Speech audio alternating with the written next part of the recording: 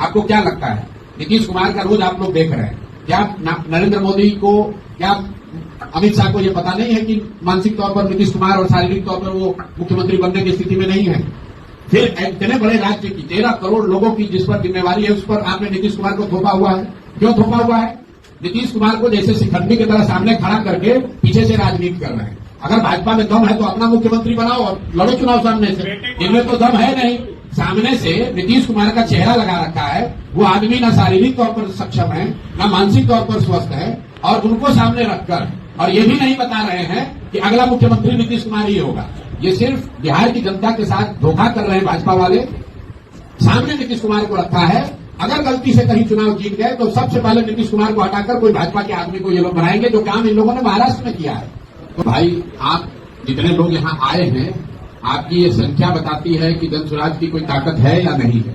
कोई विधायक मंत्री यहाँ पर चला आए तो आप सब पत्रकार बंधु इतने कभी आ ही नहीं सकते।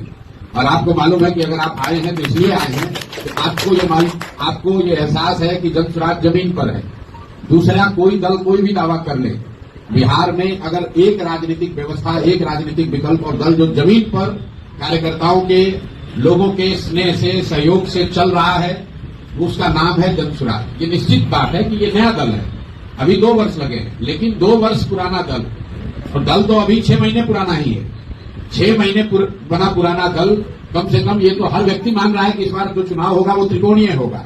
एक और एनडीए वाले रहेंगे, जिसमें शारीरिक और मानसिक तौर पर थके हुए नीतीश कुमार जिसका नेतृत्व करेंगे।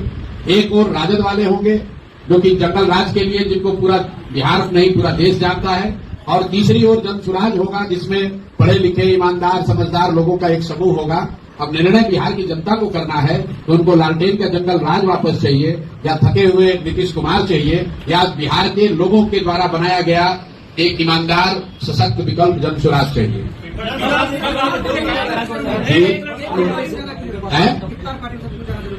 इफ्तार पार्टी में जाना इसलिए जरूरी है कि यहाँ पर अभी रमजान का महीना है, और जैसे नवरात्रि का व्रत है वैसे रमजान में भी मुस्लिम साथियों का व्रत है। और मैं यहाँ आया हूँ, और यही नहीं जा रहा हूँ, रोज जाता हूँ। हर दिन मैं जब कार्यक्रम में जाता हूँ, इफ्तार का समय होता है, उनके लिए ये मुबारक मौका है, इसलिए हमें भी उसमें जाना चाहिए।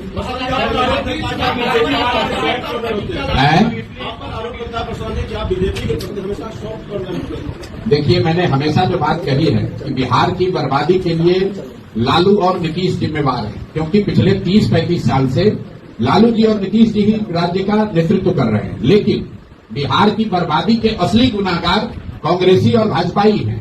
ऐसा इसलिए मैं कहता हूं क्योंकि लालू जी को बिहार की जनता ने सिर्फ एक बार 1995 में बहुमत से वोट देकर जिताया है। बाकी 15-16 साल जो लालू जी का जंगल राज चला, वो कांग्रेसियों के मदद से चला, उस बैसाखी से चला। कांग्रेसियों ने उनकी मदद इसलिए की क्योंकि वो चाहते थे कि लालू जी की मदद से 20-25 सांसदों का सपोर्ट उनको दिल्ली में रहे। यही हाल नीतीश जी का, एनडीए का है।